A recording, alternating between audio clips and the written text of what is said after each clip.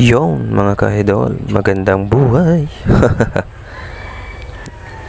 Ay nako, makatipig muna kita mga idol ta. Dapat pag matata, tipigon ta muna ang mga hinigdaan ta no.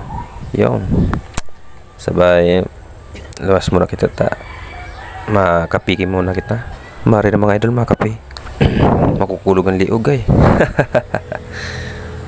Yung tara mga idol, makape po. Yung mga idol, advice ko lang, huwag masyado magkape para huwag magagulutin at rabyoso. Yon lang mga idol. Siram magkape kung araw man sa nakainit tapos madros-doros. Yon siram. Maraming mga idol, makape po. Yon mga idol, ingat po nga boss. God bless you all. Bye bye mga idol.